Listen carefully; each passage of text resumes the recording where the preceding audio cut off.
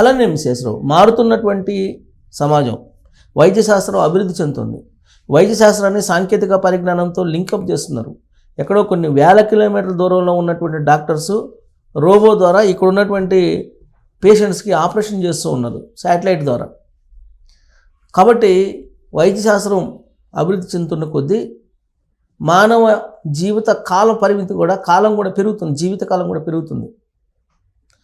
అంతేకాదు వృద్ధాప్యంలో కూడా కుర్రవాళ్ళ మాదిరిగా ఉండేటువంటి వ్యాక్సిన్లను కూడా కనుగొంటున్నారు. చాలా వరకు సక్సెస్ అవుతున్నారు. 80లో కూడా 20లాగా యాక్టివ్గా ఉండేటువంటి వ్యాక్సిన్లు రాబోతున్నాయని చెప్తున్నారు. ఈ క్రమంలో డాక్టర్లు ఏం చెప్తున్నారంటే ప్రధానంగా వృద్ధులకు కావాల్సింది విటమిన్ ఎం కాదు, విటమిన్ ఎఫ్ కావాలి అని అడుగుతున్నారు. ఏంటి విటమిన్ ఎం అంటే ఏంటి, విటమిన్ ఎఫ్ అంటే ఏంటి?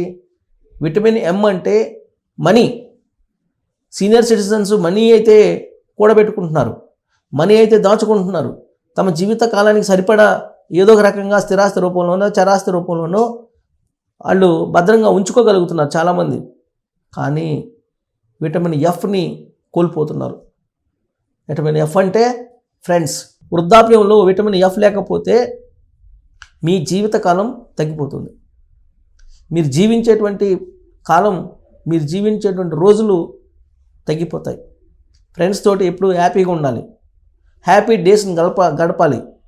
సీనియర్ సిటిజన్స్కి హ్యాపీయెస్ట్ డేస్ చివరి రోజులు. ఆ రోజుల్ని మీరు ఎంత ఆనందంగా గడపగలిగితే అన్ని రోజులు మీరు బతకగలరు.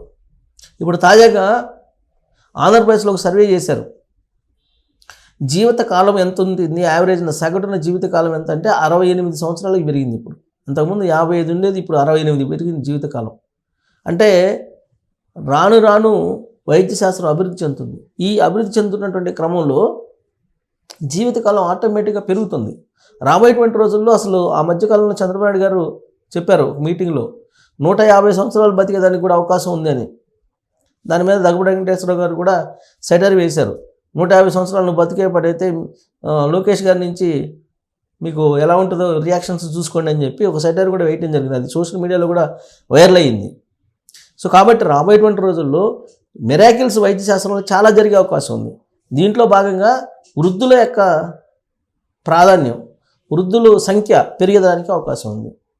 వయసు మీరినప్పటికీ, వయసు మీద పడినప్పటికీ యంగ్ ఏజ్లో ఏ విధంగా అయితే యాక్టివ్గా పనిచేస్తున్నారో అలా చేయడానికి అనువైనటువంటి మెడిసిన్స్ ఉన్నాయి. ప్లస్ ఆహార్యం కొంత తేడా కనిపించినప్పటికీ ఇంటర్నల్గా యాక్టివ్గా ఉండడానికి చాలా మెడిసిన్